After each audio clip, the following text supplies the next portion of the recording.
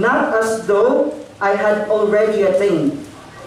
Either were already perfect, but I follow after, if that I may apprehend that for which also I am apprehended of Christ Jesus. In verse 13, brethren, I count not myself to have apprehended, but this one thing I do, forgetting those things which are behind, and reaching forth unto those things which are before. Church, tayo pong lahat ay manalangin. Manalangin po tayo sa Panginoon. Dakilang Diyos, makapangyarihan sa lahat, sa inyo po ang mataas na papuri at pagsamba. This morning, Lord, kami ay naririto ngayon, kami naniniwala na kayo ay may magagawa sa aming buhay. Panginoong Diyos, sa umagang ito, walang perpekto. Lahat po kami, Panginoon, ay nagkakasala, nagkakamali, Panginoon. Pero Panginoon, salamat dahil lagi kayo nariyan para kami ituwid, kami itama. Kaya Panginoon, patawarin niyo po kami, Lord God, this morning. Panginoon, kami naririto upang hindi maitaas ang aming pangalan, Lord God, kundi maitaas ang inyong pangalan, Panginoon. Naniniwala kami, Panginoon, na kayo yung may magagawa sa buhay ng bawat isa. Lord, for this 2016, kami po'y naniniwala at nananampalataya, Panginoon, na sa bawat pagsubok na darating sa aming buhay Kristiyano, kayo ay laging naririyan. Kayo ay laging susuporta, Panginoon, at tutulungan niyo po kami, Panginoon, upang ma-overcome itong mga challenges na to. Lord God, this morning, kami po ay lumalapit sa inyo. Kami nagpapakorek sa inyo, Panginoon. This morning, ang inyong salita, Panginoon, ang maging sentro ng aming buhay. Huwag po akong tingnan, Panginoon, kundi kayo bilang tagapagsalita sa umagang ito, Panginoon. Kayo ang siyang maitaas, Panginoon. Itago niyo po ang bawat isa, Lord God, lalo higit ako, Panginoon, sa lilim ng inyong kalooban. Panginoon, kami ang maliit, kami ang mababa, kayo ang makapangyarihan, kayo ang mataas, higit sa lahat, Panginoon, kayo ang makapangyarihan. Kaya, Panginoon, sa inyo kami kumakapit, nagtitiwala at nananampalataya that this morning, may mababago sa aming buhay. That this morning, Lord, kayo ang bubusog sa aming spiritual.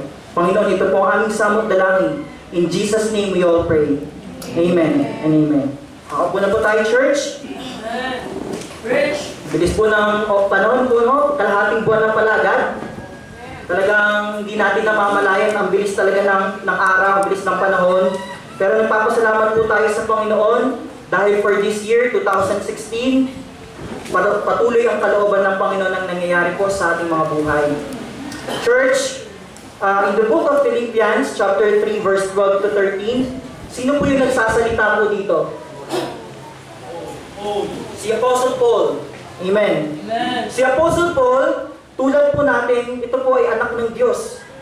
Katulad po natin, itong si Apostol Pablo, ay isa sa mga nakakilala, naligtas, at sumunod sa kalooban ng Panginoon. Amen. Church, ito pong verse 12 at verse 13, sinabi po ni Apostol Pablo during his time, during his generation, na siya po ay naglilingkod sa Panginoon. Sinabi niya, ano po ang sabi ni Apostol Pablo sa verse 12? Hindi sa ako'y nagtamo na o ako'y nalubos na. Ibig sabihin, mga kapatid, this point of life of Apostle Paul, hindi niya pa na-fulfill yung duty. Amen. And church, I believe, isa po sa atin dito, o kahit isa po sa atin wala pa nakaka-fulfill ng ating duty sa Panginoon. Yes, sir. Amen. Kasi si Apostol Paul po, during this time, nung sinasabi niya to, hindi pa tapos yung lakbayin niya. Hindi pa tapos yung plano ng Panginoon sa buhay niya. But I believe right now, wala nang Apostol Pablo, he successfully fulfilled his ministry. Amen. He successfully fulfilled his mission for God's glory. Yes, sir. And mga kapatid, we are so blessed this morning. Why? Dahil yung naranasan po ni Apostol Pablo, nakarating sa atin hanggang ngayon. Amen. At ano pong sabi ng Apostle Paul? Brethren, I count not myself to have apprehended. Hindi ko pa natatapos. Ibig sabihin, mga kapatid, merong lakbayin si Apostol Pablo bilang isang Kristiyano, bilang alagad ng Diyos, pero hindi niya pa natatapos. Pero hindi ibig sabihin hindi niya pa natatapos, sumusuko na siya. Ano po ang sabi ng Apostle Paul? But this one thing I do, forgetting those things which are behind, and reaching forth unto those things which are before. Amen. Madaling sabihin, madaling pakinggan, but when it comes to application, doon tayo masusubukan. First Church, bakit ba natin dapat pakinggan tong si Apostol Pablo? Sino ba tong si Apostol Pablo?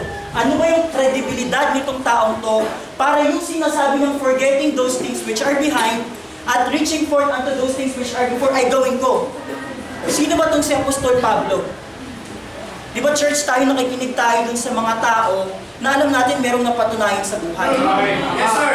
Sa isang problema, papayuhan ka kasi naranasan niya na. In church, sinabi to ni Apostol Pablo dahil naranasan niya ito kapatid. It means meron tayong nararanasang pagsubok.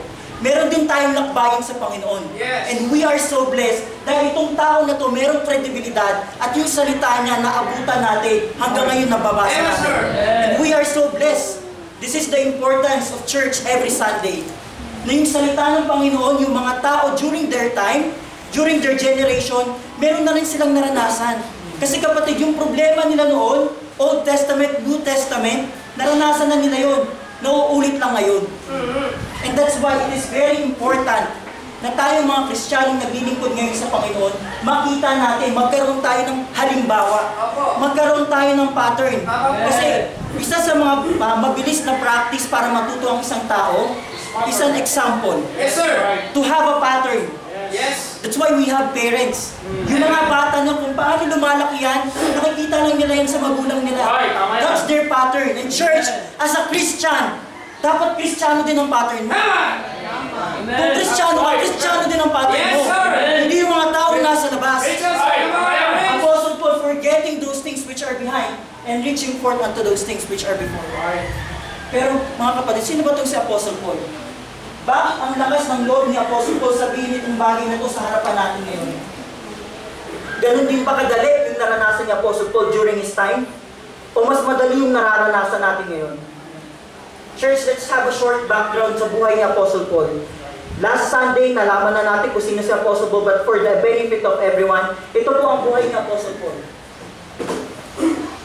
Formerly, si Apostle Paul po, nung siya pa ay hindi nakakakilala sa Panginoon, siya ay tinatawag na Saulo o Saul. And he is running the wrong path of grace. Amen? Amen. Katulad po natin, mga kapatid, nung hindi pa tayo nakakakilala sa Panginoon, hindi pa natin nauunawaan na ang araw ng linggo ay para sa Panginoon, hindi pa natin nauunawaan ang kahalagahan ng kaligtasan. Nasa wrong path of grace tayo, kapatid. Na nandito yung kalooban ng Panginoon, pilit kang tumatakbo papunta dito. Kasi akala mo, yung path of grace na yung tama. Akala mo, dito ka dapat nag-e-effort. Dapat yung oras mo, akala mo dito dapat nakatuon. Nakakala mo yung lakas mo, dapat dito mo binubugol. And that's the life of Apostle Paul. Formerly, he was called Saulo o Saul. He was blind. Bulag siya, kapatid, sa katotohanan. Bulag siya sa katotohanan na ang Panginoon pala ang dapat niyang unahin sa buhay niya. Na yung buhay na tinatakbo ni Apostle Paul, puro makasalanan. Where in fact, he persecutes people of God. Mga kapatid, kung babasahin po natin ang ating mga Biblia o kung binabasa po natin ang ating mga Biblia, makikita po natin sa Book of Acts kung paano po binago ng Panginoong Diyos ang isang Saulo na ngayon ay isa ng apostol. Yes, sir. That he was already fulfilled his mission to Jesus Christ. Amen? Ano po sabi dyan? Sige po, buksan po natin sa Acts chapter 8 verse 3. Sige po, let us open our Bible. Amen. For the Bible says, as for Saul, he made havoc of the church, entering into every house and hailing men and women, committed them to prison. Sabi, basahin po natin sa Tagalog. Gawa 8 verse 3. Datapwat pinuksan ni Saulo ang iglesia na pinapasok ang bahay-bahay at kinakaladkad ang mga lalaki at mga babae at sila'y pinapasok sa bilangguan. Kapatid, itong buhay pala ni Apostol Pablo, before natin makita na siya ay naglilingkod sa Panginoon, isa pala siya dating makasalanan. Ito palang buhay ni Apostol Pablo, siya mismo yung nagpapapatay sa mga Kristiyano. For short, mga kapatid, kung tayo po ay nabubuhay sa panahon ni Apostol Pablo o ni Saulo during that time, nakikita niya tayo naglilingkod sa Panginoon, nakikita kanya pumupunta dito sa church, Malamang isa ka sa mga punteriya ngayon ni Saulo. Isa ka ngayon sa mga nakalista na papatayin ni Saulo. Church, intruding the privacy, sabi, bahay-bahay. Ibig sabihin, hindi ka niya hihintayin lumabas. Hindi niya hihintayin na dala-dala mo yung Bible mo, talagang papasukin ka niya sa bahay mo. Pag alam niya, Kristiyano ka, naglilingkod ka sa Panginoon, isa ka sa mga punteriya ni Saulo. Ang tanong, isa kaya tayo sa pupunteriyahin talaga? Ay, hindi. Mukhang kapanalig ko to Hindi na rin nag-church every Sunday. Kakosa ko to. Pero church, during the time na hindi pa nakakakilala si Apostle Paul, itong si Saulo, kasalanan. Yung race na dapat para sa Panginoon, nakatalikod siya doon. Ay yung race na tinatakbo niya ay yung makamundo. Nandun siya sa sanlibutan. Na yung pagpapatay sa mga Kristiyano, yun yung kaligayahan niya. Yun yung fulfillment ng buhay niya. At ganun din tayo mga kapatid. Nung hindi pa tayo nakakakilala sa Panginoon, yung kaligayahan ng buhay natin sa kasalanan. Masaya tayo nakikipag-chismisan kahit wala pang ulam sa bahay. Masaya tayo nagmumura kahit nakakasakit na tayo ng tao. Masaya tayo nagsisinungaling kasi nakakaloko tayo ng tao. That's our life before. That's the life of Apostle Paul before. Yes, sir. Pero sa kabutihan ng Panginoon kapatid, hindi pala yun yung kalooban sa kanya ng Panginoon. Yung oras niya, yung panahon niya, yung lakas niya at yung effort niya na binubuhos niya dun sa maling bagay, hindi para dun yun. Nakita ng Panginoon, may potential ka sa mga ganyang makamundong bagay. May potential ka sa mga video okay. May potential ka sa perya. May potential ka sa pera, madali ka mandugas. Yung potential mo niyan kung sa Panginoon mo pinapagamit. Malamang kagamit-gamit. In church nakita yun. Nakita po yun ng Panginoon. Abay, napakahirap kayo magalugad ng mga ganyan. Pupuntahan mo bahay-bahay. It needs effort. It needs time. It needs energy. In short, itong si Apostle Paul, masaya siya dun sa ginagawa niya. But it just so happened, mali yung path of race niya. And kapatid, ganun din tayo dati. That's why we are so blessed. Isa tayo ngayon doon sa binago ng Panginoon. At ngayon nagpapatuloy sa kalooban ng Diyos. And church, Apostle Paul is the same one. Na dati akala niya yung effort, yung time and energy niya dapat dito sa path of, ito yung race niya, pinakita sa kanya ng Panginoon. Ano nangyari? 3 days, walang paningin si Saulo. Siya ay nabulag. Literal po ito. At sabi niya, hindi pa siya kumain. 3 days without sight. Wala po siyang nakikita. Why? Kasi hindi kalooban ng Panginoon yun eh. Kapatid, ang mga bagay hindi kalooban sa iyo ng Panginoon sa buhay mo, aalisin niya yan. Yes, sir. Kung ayaw mo ipalis yan, aalisin niya yan. Kung kailangan bulagin ka ng Panginoon, gagawin niya yan. Apostle Paul experienced 3 days without sight. Ngayon kapatid, ang tanong, hahayaan mo pa bang mangyari sa iyo yun? Para makita mo na ito palang takbuhin na para sa Panginoon ay yung mas importante at dapat mong bigyan ng kahalagahan. Church, by God's grace, he got saved and knew the truth and now called Apostle Paul. Yes. May credibilidad na po ba itong si Apostol Pablo? Yes, sir. May karapatan na ba siyang magsabi ng forgetting those things which are behind and reaching forth unto those things which are before? Meron na po. Church, God has a purpose in the life of Apostle Paul. Ang sabi po dyan, basahin po natin Acts chapter 9, verse 15 to 16. But the Lord said unto him, Go thy way, for he is a chosen vessel unto me to bear my name before the Gentiles and kings and the children of Israel. For I will show him how great things he must suffer for my name's sake. Kapatid, kalooban ng Panginoon na si Apostol Pablo ay mabago. Kalooban ng Panginoon na si Apostle Paul ay maghirap para sa pangalan ng Panginoon.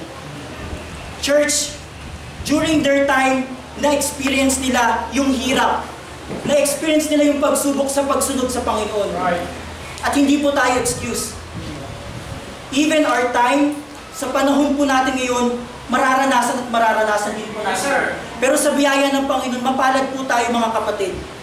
Na out of millions of people, isa ka sa mga nakakilala, isa ka doon sa mga dating bulag, ngayon naliwanagan, alam mo na ang katotohanan. Amen. Yung palang bagay, napakalaking pagpapala na hindi yung kaluluwa mo. Ikaw mapupunta ka sa impyerno, pero Pinili ka ng Panginoon para maglingkod at pag namatay ka ngayon, kahit mamaya paglabas mo, sa langit ka mapupunta. Yun yung gantimpala, biyaya sa'yo ng Panginoon na kahit kailan hindi mo mabibili. Pero hindi mo mapalit, hindi mo maibalik yung paglilingkod para sa Panginoon. Hindi pa lang natin magawa kasi hindi mo pa nararanasan eh. E bakit kung mamatay ka ngayon, saka mo lang maranasan yung pagdating mo sa langit? Hindi ka na makapaglilingkod dito. Kapatid, hindi mo pinakailangan na maranasan yung finish line kasi lahat ng race nagsisimula sa start. Wala namang race na finish muna tapos ang dulo start. Meron bang ganon? Finish line muna tapos saka yung dulo start? Mga kapatid, hindi po. Katulad ni Apostle Paul, merong plano ang Panginoon sa buhay niya. Kapatid, ikaw, niligtas ka ng Panginoon, ibig sabihin kung ano man yung potential na nakikita sa iyo ng Panginoon ngayon, kagamit-gamit yan. Ang tanong kapatid, pinapagamit mo ba? For you to start right, magpagamit ka sa Panginoon. Sino ang gagamitin ng Panginoon kung kung wala namang willing heart? Kaya ka nga niligtas ng Panginoon. Hindi ka naman yan niligtas niya para may cute sa Berean. Hindi ka naman niligtas ng Panginoon para may pogi sa Berean. Kapatid, niligtas ka ng Panginoon para maglingkod ka, para magpagal ka, para may matutunan ka. Kasi kung niligtas tayo na pang dahil cute mo, dapat doon na lang kami sa gilid. Display na lang. Kaso hindi kapatid eh. Ang kalooban ng Panginoon, sabi po dyan, I will show him how great things he must suffer. Para saan po? For my name's sake. Si Apostle Paul po ay maghihirap para sa pangalan ng Panginoon. At tayo po mga kapatid, we are not an excuse. Maghihirap at maghihirap po tayo, pero yung paghihirap po na yun, para po yun sa kalooban ng Panginoon. Yes, sir. Church, nakita po natin kung paano binago si Apostle Paul. At ngayon, ito po yung naging buhay ni Apostle Paul nung siya ay nakakilala na. Nagsisimula pa lang siya bilang isang Kristiyano. It is the heart was changed. Ano pong sabi dyan sa verse 18 to 20, basahin po natin.